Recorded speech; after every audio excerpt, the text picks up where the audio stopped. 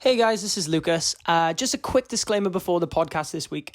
We just wanted to let you know that this podcast was actually supposed to go up last week, but we felt like due to the current climate, it was maybe the wrong time to use our platform for anything to promote ourselves or our band. Holding Absence stands firmly with the Black Lives Matter movement, and we just kind of wanted to let you guys know that we send our love and solidarity to all of our brothers or sisters on the streets right now fighting for equality, whether that's, Cardiff or Minneapolis or anywhere in between. We are with you guys and we stand with you proudly. With all that said, stay safe and we hope you enjoy the podcast.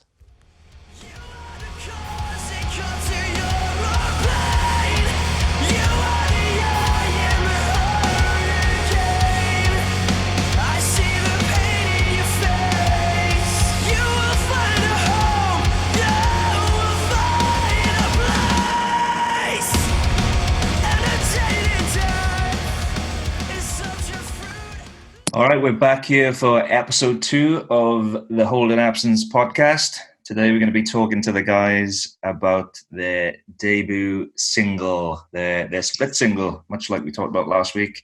This time the Permanent Dream of Me release. And I'm joined by Lucas today. Lucas, how are you? Hello, I'm good, thank you.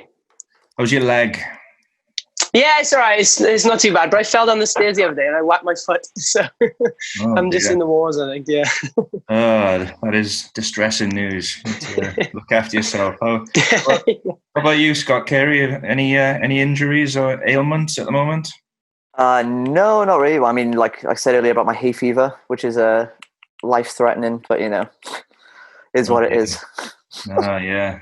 The terrors of hay fever. Hope you're doing all right there. How about you, Ashley Green? Are you all right today? Hey, good mate. I've been putting Scott and Beth through the ringer, so they're probably, not only has Scott got hay fever, he's probably got sore arms, sore legs, sore torso. Like today. Some bulking together. I've been doing a couple of workouts over FaceTime. Yeah, it's been good, mate. But no hay fever, no trips down the stairs, just a bit sore. And speaking of keeping yourself active, I understand, James Joseph, you've been an active young man this week. just a bit. I think I'm running from my feelings more than anything. but I've had to succumb to taking aperitifs today. I finally got the hay fever and it's worse than ever. So I fully agree with Scott on that. So that's. I thought I was all right. I live on the coast, so generally speaking, it's not too bad. But they mowed the lawns by my flats, and it's hell here now. Someone tweeted me and said it's something to do with there's less pollution because there's less cars or whatever. Now there's more like pollen in there. Never. Yeah, all good. You can never just have the good things and that be that. You've always got to be punished in some way. But has that been curtailing your running efforts there, James? I understand you've been pretty active in that respect this week. Yeah, it's been all right. It's been I've definitely, like, any kind of thing you can do at the moment to make yourself just feel a little bit better. I'll take it. Like, I've definitely got a bit of an addictive personality, so when I come back to the flat and told the guys that I'd been on a marathon, they were pretty like impressed, I guess. Run your first ever marathon. That's quite fantastic. Congrats. Did a super hang. And as we're talking today, which is Friday, as we're recording this podcast, quite a exciting day in the Holding Absence realm, and getting to announce the rescheduled European headline tour dates, which sadly were obviously cancelled last month. Well, not cancelled, postponed, we should say. Yeah, not excited about that, no? Oh, no, it's wicked news. To be honest, I think the main cool thing as well is just the fact that, like, we all have nothing at the moment to realistically look forward to. So it's been a really good way of just us kind of getting our mindset on what's next, really. Same with all of our fan base as well. Like, I've seen so many people being really excited about the fact that there's like a gig on the horizon at some point, which is really cool. And another thing as well is, like, we've added dates, so we haven't just rescheduled. We've actually added shows that people were complaining in the first place we weren't even doing. So not only is it good to have something to look forward to, but it's better than the last one anyway. So yeah, even though it's a little while away, we're talking February 2021. starting on the 18th of February in Antwerp, Belgium, and going through Europe, ending up 3rd of March in Eindhoven. Might get a new bag for Christmas if I'm lucky. A new Ready bag. for touring next year. Oh yeah, a new tour bag. Yeah, you can. That'll definitely come in handy next year, hopefully. Got a couple of months to shop around for a good deal and get mum on it. Yeah. When's Black Friday? That's November sometime. You should wait that out. But no, definitely good to have some positive news to share this week for a change. Getting through Europe then, February, March, all dates at holdingabsence.com. Tickets available now. And other good thing about it as well, you're able to retain the cool bill that you guys were going to have in April with Wargasm and Static Dress joining you. Yeah, it's going to be wicked. I think for us, the coolest thing is, like, obviously, even though the music scene has kind of taken a bit of a pause, you know, it's nice to think that those two bands are still going to be as cool and upcoming as they were when we announced them the first time around, you know? So even though they'll be another kind of year into their careers, like, it still feels nice to think that we're taking out such fresh new bands. So yeah, I'll wait. Absolutely. And away from the live gig side of things, you've also announced a pretty cool event on Saturday, the 20th of June, the Taste of Isolation online stay-at-home cover set, which sounds like a lot of fun. It's a play on the old Taste of Chaos tours. I was lucky enough to be involved with on a couple of occasions and can confirm it was a really, really special tour. And some of the bands that are going to be, I was going to say some of the bands that are going to be playing, but some of the bands that are going to be represented on the Taste of Isolation stream will be, listen to this lineup: My Chemical Romance, Deftones, Jimmy Eat World, Papa Roach, Paramore, The Early November, and The Used. What a bill. Being performed by yourselves. Obviously, we're not allowed to say which band you guys will be performing as, but tune in to find out. But yourself, Deaf Blooms, Delay the Liar, James and the Cold Gun, James Joseph and James Biss, Lizzie Farrell, Luke Rainsford, and Wargasm. So that should be good fun. Yeah, I think we're all really... Yeah, go on, Scott. To say, I wish we were doing Papa Roach, but unfortunately not. Don't think I'll bother tuning in now if that's the case. Well, that's maybe the last time we're going to hear from Scott today, as you're about to be substituted. We've got a young man today. Yeah, we've got a young man named Feisal El-Khazragi sitting on the substitutes bench today. Feisal, of course, bass player in Loathe, but he was actually the guitarist when you guys released the aforementioned Permanent Dream of Me single. So why don't we bring him in? Let's say hello to Feisal. Hey, speaking of Taste of Chaos, it's about to get even more chaotic now he's coming in. Oh, God, yeah, don't let him in. He'll take everything.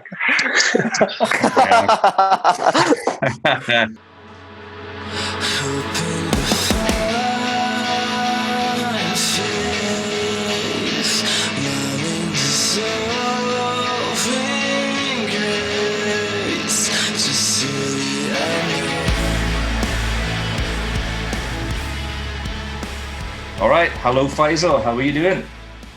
Yeah, good. Pretty good. Yourself?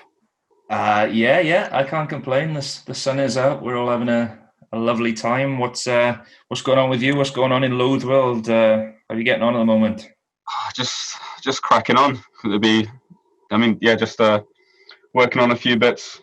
I mean, it'd be silly not to right now. So we're just kind of trying to take this time to better ourselves as musicians and doing everything we can to kind of hit the ground running when we get back to touring, really. That's it, man. Stay creative. Got to do it.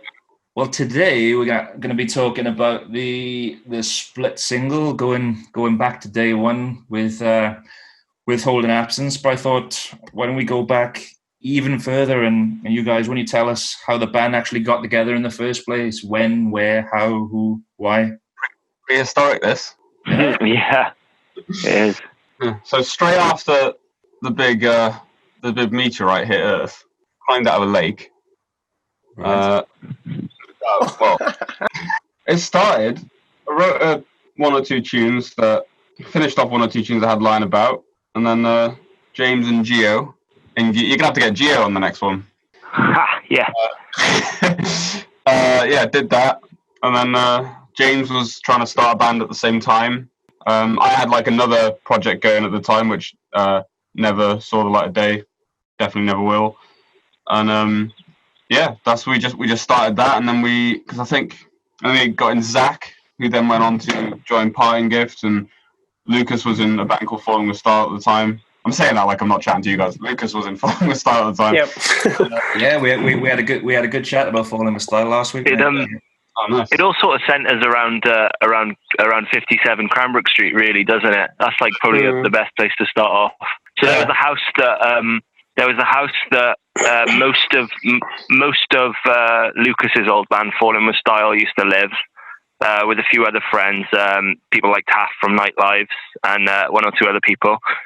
And Feisal also lived there. At the time, Feisal hadn't really been in a band in the local scene, but obviously he was really tight with the guys in Falling with Style, so they just sort of share music back and forth. Did you do music together in uni? I can't remember. Were you on the same course? You were on the same or just course. the same? Fez was on the same building. course as Ben, but I was on There we go. a slightly different one. But we started the same year. To be honest, yeah, when I look back, it's actually really funny when I think mine and Faisal's friendship kind of, I remember we met each other drunkenly on a night out and just added each other as Facebook friends. And then next thing you know, Ben, who was the bassist in Falling with Style, was like, oh, I made friends with this guy called Feisal El-Khazragi. I was like, oh, I swear I recognize that long name from my Facebook feed. And then basically like a couple of months later, he was like, yo, you might be moving in with us. And I was like, oh, that's cool.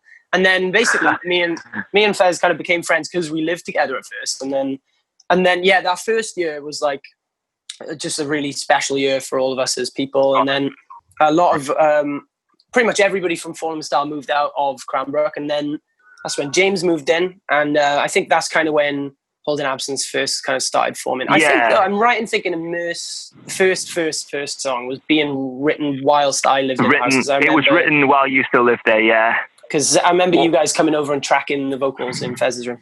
That's it. Well, generally speaking, I was a bit of a boy back in uni, and so I used to go to uni in Newport, and I was lucky enough that the guys in 57, so Lucas and the rest of the guys in Falling with Style, would let me like crash on their floor if I'd gone for like a night out in Cardiff and sort of couldn't get the next train back until the next morning to Newport. And I think, what was that? James back then. So as we all know, music's like the great sort of, I don't know, it's like a great way to sort of start a conversation with someone. So obviously instantly clicked with Feisal once we started talking about all kinds of music and bands and things like that. Then at the time I was starting a band with Zach, who used to be our vocalist for one or two songs very early days before he went on to form Parting Gift.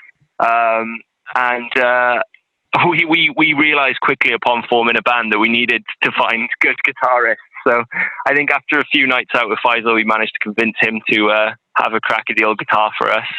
And we kind of just kept going, really. And then I guess everything started getting a bit more serious when Lucas joined.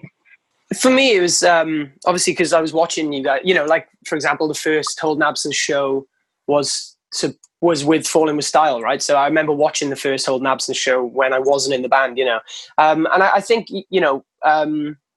I remember, I can't remember which one of you it was, but somebody played me Luna. And I remember thinking like, oh, this is like kind of, you guys are like a serious band now, you know what I mean? Like, and you're actually like kind of stepping it up. Because you recorded with Johnny Renshaw, who did Casey, Dream State, Blood Youth. So the recording was really good. And then I remember like you just kind of went like hell for leather on getting good shows. So like playing shows with Being as an Ocean, Landscapes, Burning Down Alaska. So, for like a local band, I remember you guys were like doing everything for a period of time. And that's when I feel like it first started becoming like a proper thing. And didn't Ash then come from the whole Falling with Style thing? Do you not fill in for a tour for you right at the end? That was it, yeah. So Tom had like either, I can't remember if he'd fractured or broke his wrist, and Lucas, I remember it so well. He called me up while I was photographing a band at a festival in like London, he was like, "Oh man, I know you know that Tom has broke his wrist and we're really struggling." Oh, I can't remember exactly what he said, but he was like, "Oh, we really need someone for this tour."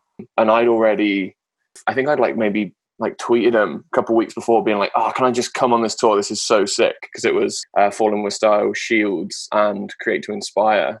And he was like, "Can you come and play drums for it?" So I remember sort of leaving the festival that night, because I think it was a weekend festival. So I left that Saturday night, got back home to Nottingham where I was living at the time, got all my like things, like put like clothes and whatever, got a train down to Cardiff that Sunday and was in Cardiff by like midnight on the Sunday.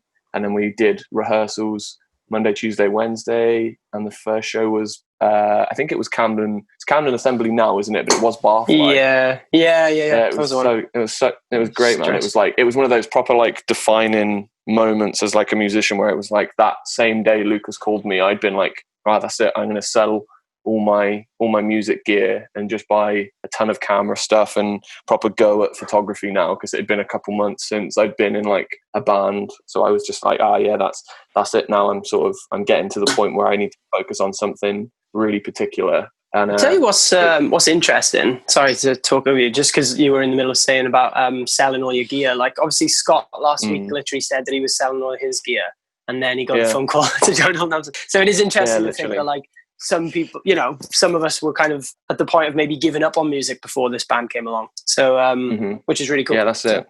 And then I think literally the same thing happened again with James. After that tour, James had messaged me and had said, "Oh, do you want to do this tour that we're doing in January of 2016 with Elegies?" And I was just like, I don't know what it was. I just couldn't say no. I was just mental. I was like, yeah, let's do it. And I was like, what are we going to do? And I know we, with James and Fairs and Gio and that, I think we wrote like 2 songs like for that tour, Yeah, well, we barely had any songs. We had Immerse and Luna, which were the 2 that we released with Zach. And there's some old videos where like there's definitely no real words to the other 3 songs. It's just sort of Zach vocalizing, and then occasionally like the rest of us just shouting things over the top. Well, it's funny how it comes full circle as well. The Tom that you're referring to there, Ash, Tom Pike, he's since become your long-time front of house sound engineer as well. So it's nice that you're biggest hands in the UK. He has the UK's biggest hands, yeah. But yeah, those hands do a smashing job on the mixing desk, and I'm sure in the load in and load out as well, no doubt. Yeah, to be fair, he does pull his weight.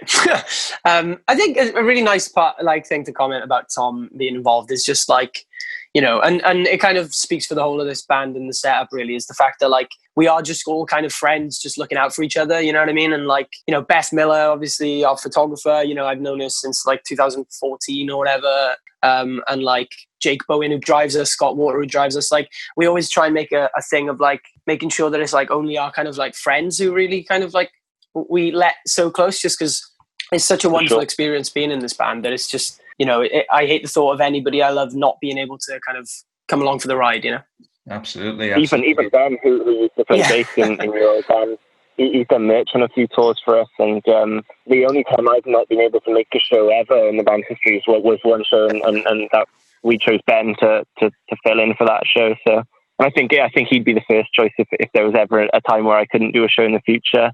And same with guitarists. I'm sure. Obviously Scott's in the band now, but I'm sure like we'd have Feisal fill in or Ryan from your old band or something like that. And as we were saying last week we were talking about you last week, Feisal, about how you helped out in a creative aspect with the last split with the Gravity Birdcage by helping the guy. Well, I say help by filming from lockdown with your sister who was actually in the music video. So that was a nice way to bring that background as well. Yeah, it was like a nice little full circle moment, really. Just because I've been doing photography for like just over a year now and slowly getting into the video side of things. So yeah, just nice to kind of reconnect on a creative level with the guys in a kind of, I guess, roundabout way. Yeah, it was nice. Yeah, it's good to keep that sense of community, like Lucas was saying, keeping your friends close. Yeah, that's it. I saw a YouTube comment. Someone was like, "Oh, it's nice that Feisal stuck about," and I'm just like, I was half tempted to comment something funny about being everywhere at the same time. I don't know, but didn't. Omnipresent, like omnipresent. God. That's him. Yeah. Well, I mean, everywhere, mate. He has been. I think I remember the first time I saw Holding Absence live. I think I was like, "Well, where's Feisal?" And you're like, "Oh, he's on tour with another band at the moment." Oh yeah. Was that with Landscapes? Yeah, that would have been the Boston Music Room show, would it? Right? Yeah, that would have been it. Yeah, and I was somewhere in a. Feisal's been in and out of the band like so many times as well. Like early days, like before Lucas and before maybe even before. Show. Yeah, well, maybe even before Ash, you quit to go on tour with a band that you didn't end up going on tour with, and that was a band called In Archives, which is now Modern Era. Yeah, and we were so annoyed. Yeah, Feisal, he really is everywhere. Yeah, and I'm going to ask you one of those. Well, it's not really a crap question, but it's one of those questions that when it's the first question you get asked in an interview, you're always like, "Oh, here we go." But yeah, how did you guys get the name? Where'd you get the name for the band? It was a Hammock song called "Holding Your Absence," and I mean, that's about as deep as it goes. Sounded cool. No. We often make the joke that every other name has just been taken by now. I mean, it was the same thing with the Moth. There was like a guy who was doing artwork for, again, that project. There was this project I was going to do with some friends of mine, and he was doing the artwork for that. And I think it was me and James, or me and Zach. Yeah, it was the three of us. We used to have really late nights in your bedroom, again in 57 Cranbrook Street. There's and then we saw that Moth and we were like, "Hi, do we have that?" I remember the Moth was. I remember you showed me the Moth and you were like, "Oh yeah, it's cool." I think I was like, "Oh, bro, that's like a logo," because I think you were going to get like a few more of them or something. What's funny, and there's a little bit of fun trivia here.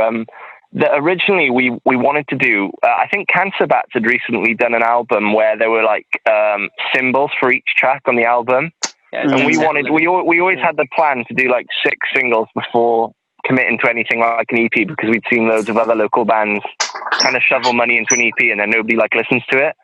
So we were going to use the Moth for Permanent, which is the first song we ended up releasing. And then by a couple of weeks after Permanent came out, we'd actually already paid for the guy to do another one for Dream of Me, if you remember. It's the 2 birds, the 2 magpies. Yeah. And by then people had already got it tattooed, and like people kept asking about the shirts. I remember when we printed, so with the bird thing, we had the idea to do like a box t-shirt with every one of those different kind of animals or whatever we were going to plan on doing. I remember we had the Moth t-shirts and we had the bird t-shirts, and I remember we just couldn't shift the bird t-shirts at all. And I think that was when we realized that like the Moth was like the selling something image. Really. You know what? We're such like we're quite a sentimental and like, I guess like without sounding cliche, like a wholesome band. So we, at the time of buying the Moth, maybe like a year or 2 later, obviously the Moth had gone like worldwide, and people, someone has it tattooed on their throat, someone has it tattooed on the back of their full back, etc. I remember we thought it'd be cool to send like a load of the pictures of the tattoos as well as like some of the bits of merch to the designer. I think we mailed him and he was just like, "Oh yeah, cool, full stop." Like he literally just wasn't really even that. He just didn't really care. He's like, "Oh, cool." Yeah, he was not bothered. I think he was, because he's a full-on like Viking guy. Yeah. Just lives in the middle of nowhere and just draws crazy, impressive dead things. Probably definitely £30 well spent there, I would say. Oh yeah, I remember. Oh dude, I remember when we kind of first sat down and thought about how many t-shirts we'd sold with it on. And it's just so fun. That's why I always say with like younger bands and stuff, they're kind of like, "Oh, how do you, do it? And like, what do you do first?" kind of thing. It's like, I look at Holding Absence as such a good example, because like Permanent and Dream of Me both cost £100 each to record. We literally booked a day in the studio for vocals and drums, and then all the guitars and atmospherics were done at home, mixed and mastered at home by Fez. And Fez, who did mix and master the first two? Abe did those, yeah. Oh, he did he? Oh, okay. Yeah. So Abe who did the album. I probably weren't even mastered. They're like, check them out. They're like, but yeah, anyway, so, you know, when I look back, like those songs cost £100 each. The video cost £100 because we filmed them ourselves and edited them ourselves. And then the logo cost £30. We ended up selling like thousands of t-shirts with it on, you know. It's like, what's that? 200, like less than 500 quid for like 2 really good songs and a logo that we sold like crazy, you know. So it can be cheap if you just kind of assert yourself in the right way, I think.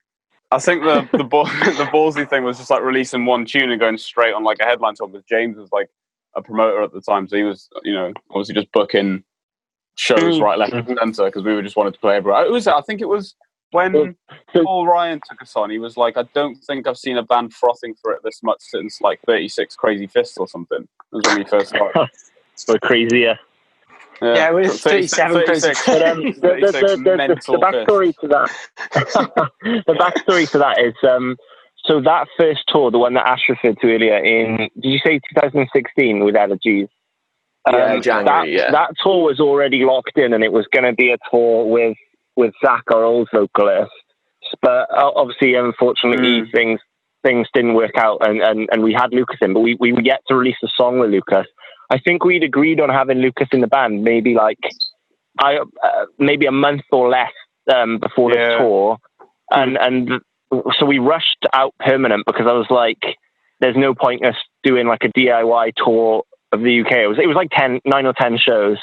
So we rushed in those 2 weeks. Then we rushed and put together Permanent because we wanted something to, one, announce Lucas with, and two, have people to listen to if they liked our band playing live. I think that was one of the best decisions we made, really. Yeah, it was for sure. Was that the same tour where it was like 7 days in was basically how long it took us to get signed? Yeah. That was. We played the Griffin in Bristol, and after we were loading out, and a guy called Sal Torres, and Sal's photo at the time was him like gurning, like it's just like a funny kind of.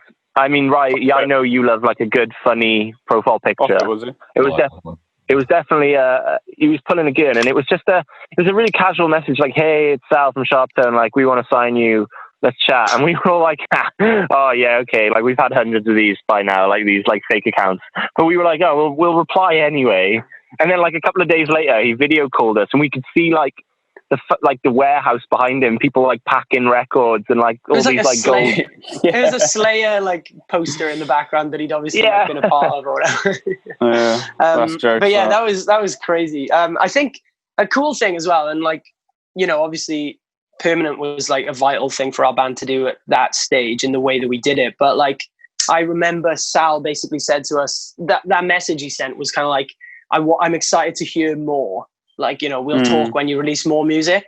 So I remember kind of, we sat down and we said like, Permanent is this heavy kind of angsty, like kind of post-hardcore track. So let's do the complete opposite with Dream of Me. Let's write like, I remember the original idea was to try and get like a Smashing Pumpkins kind of track. And just like a big poppy kind of atmospheric song. And then, and I think that's kind of when the ball started rolling, because like our first move was really well done, but I think by releasing Dream of Me, it was somehow we'd done just as well with our decision making on that track as well. I think because it was weird, because the initial idea that Sal gave us was, I mean, I, to put it in his words, I think verbatim, it was like, do a Permanent too, like do another one.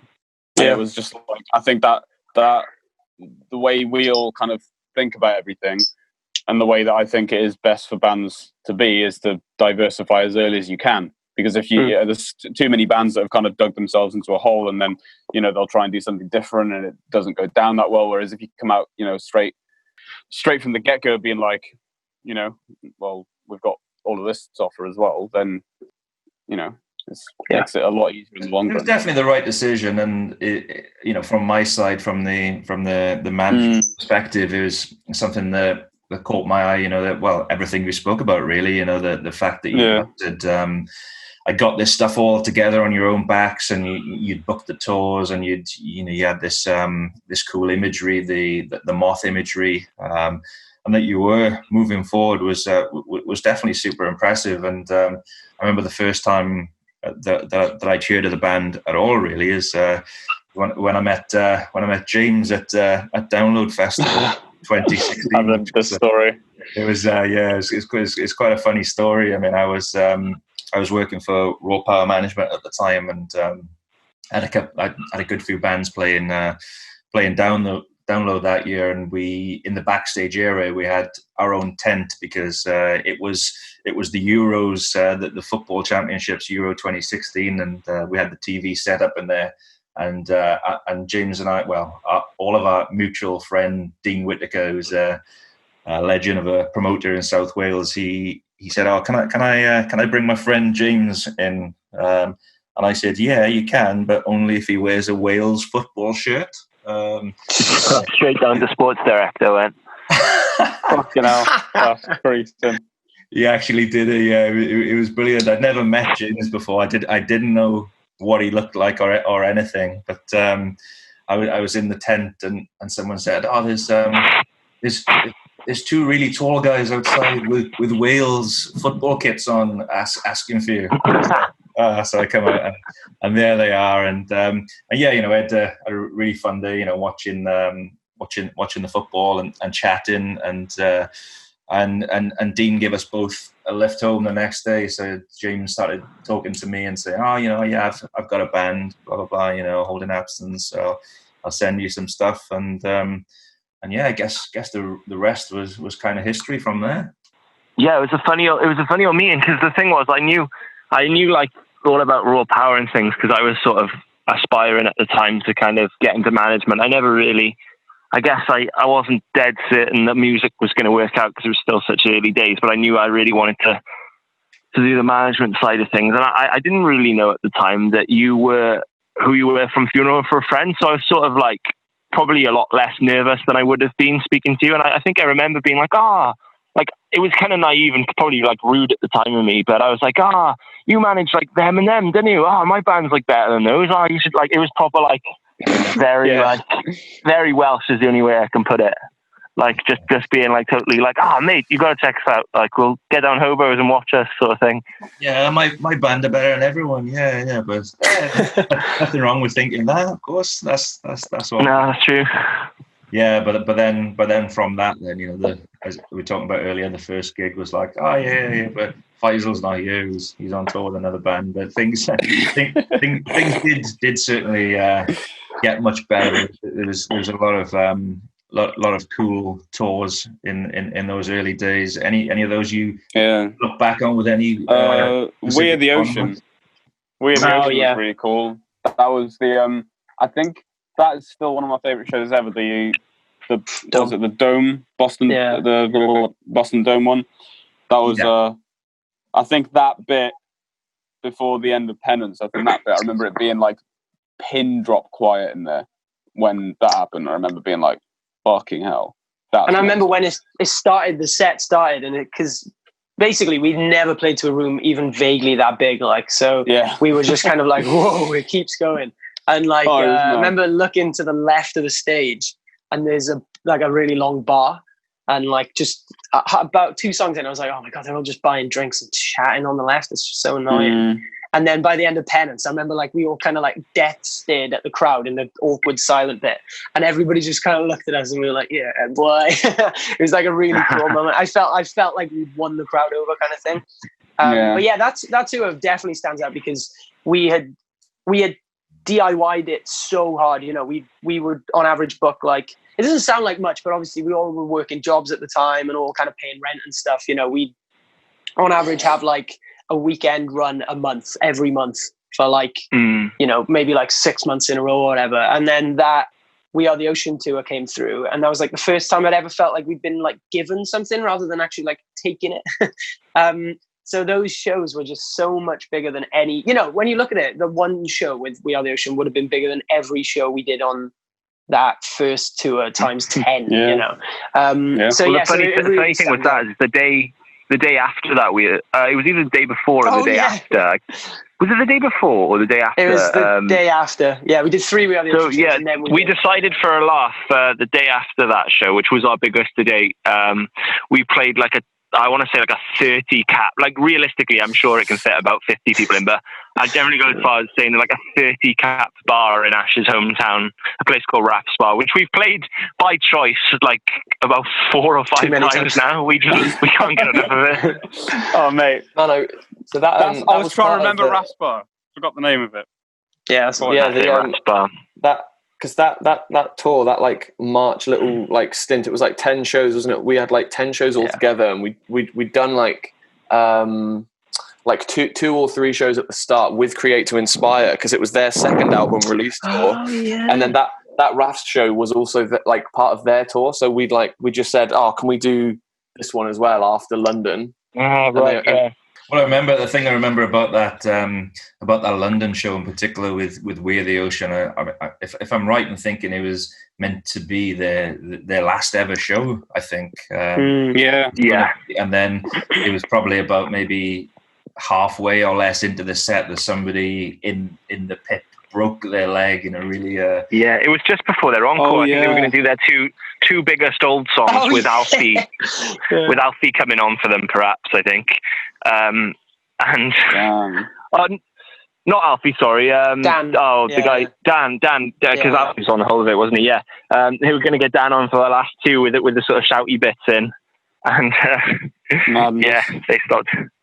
I think for me, some of the most important shows really were like just the whole year before we had anything like that, because like we played places and it was the whole thing of like having no idea, like it was all so new to us. It was like, do we sleep at someone's house or do we sleep in a tent in a Tesco car park? And it was like, how much should we get paid? Like there was a show where we got paid like 4 cans of Coke, and there was 5 of us. and it was all the things like that where we'd like turn up to venues. I say venues. We'd turn up to like pubs and be like, "Hey, we're the band," and then the person behind would be like, "Oh, what do you mean? Like what are you doing here?" And we're like, "Oh, we've been told we can play," and they're like, "Oh, fucking hell! All right, go over there." I think the best thing about that is playing to people who might have never even seen bands up close before. Like in some of these towns, people might have only ever been to a gig in a stadium or in an arena. So to see like 5 young guys from Wales just kind of going mad, we definitely like in some proper die-hard fans, and we had this weird kind of like perception of us that like, oh, there's this band from South Wales, they'll play anywhere, and they are like they'll go hard, like they are really decent. So I think that did us really well at the start. Like, and then when we started playing our first like serious sort of all-day festivals in kind of half-decent venues, we generally find that like everyone from the whole day would come to watch us. We'd play all these festivals with bands way bigger than us, and we'd have like the biggest turnout of the day. I mean, the one that Fez, you told me about it on the phone the other day. The one that really rings a bell was Fat Lip Fest. I remember you being kind of like nervous before that because Devil Sold His Soul were on after us. Oh yeah. And I think I think that was the moment where we had, obviously not to make this comparison, but that was the moment where like we knew we were all familiar with them, and we also respected them, and obviously we'd recorded with Bonnie the guitarist, so we were like, oh man, they're like, they're gonna smash it after us. We better go hard. We ended up playing, and then the crowd sort of left, and Devil Sold His Soul started sort of playing to like a half full room after us, and that was the moment where we were all like, wait a minute, like was our crowd like particularly big then? Like what? And then I remember the promoter, who's like a good friend now, being like, yeah guys, like that was mad. We've never seen like a small band kind of fill the room like that. Well, there were a lot of gigs like that back at the start. I mean, I remember before I actually started managing the band, when it was in that scouting stage, for want of a better term, there was there was 2 particular things I remember. There was one clip with you. I can't remember where you're playing. I'm sure you'll tell me, but you're playing some steakhouse or something like that, and James is there, and he just runs up to all the diners and starts going mad and saying, "Watch the fucking band!" That was Subside in Birmingham, where it like kind of kicked a chair at someone. That was it.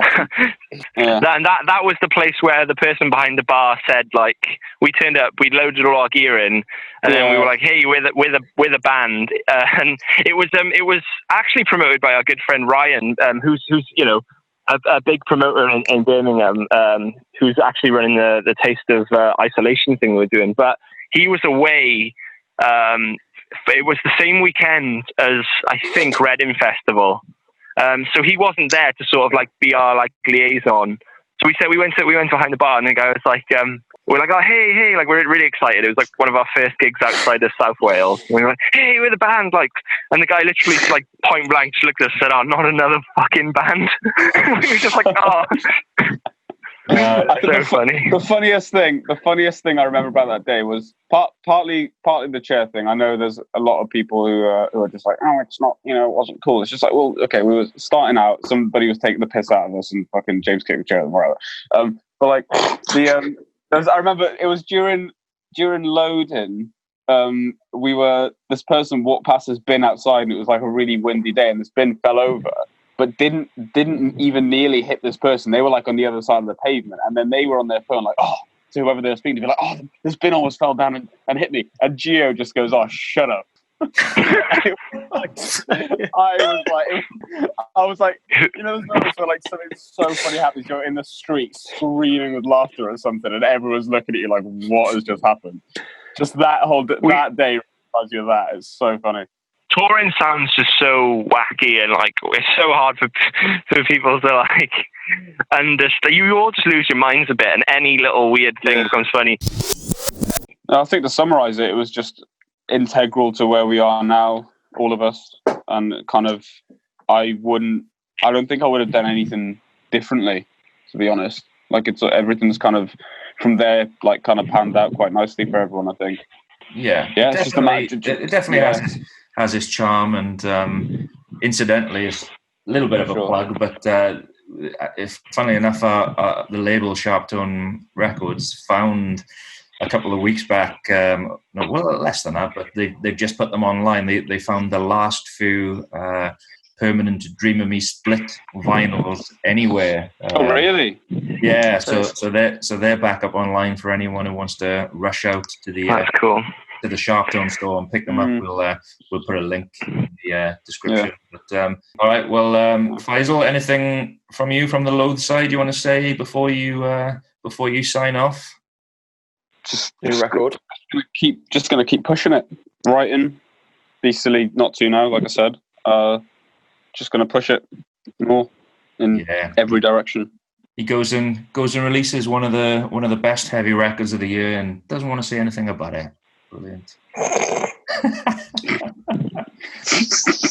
Yeah, it's called I Let It In and It Took Everything, and you should listen to it. I would say. Would you reckon, Feisal? Yeah, definitely. Yeah, I agree. Absolutely. I thought it was pretty good. There was a radio interview that I did the other day, and the presenter said he said something about I Let It In and like it being really good. And the way my internet cut out, it sounded like my response to him was just yeah. It was like, oh yeah, loads of pretty much same as today, yeah. When I asked you.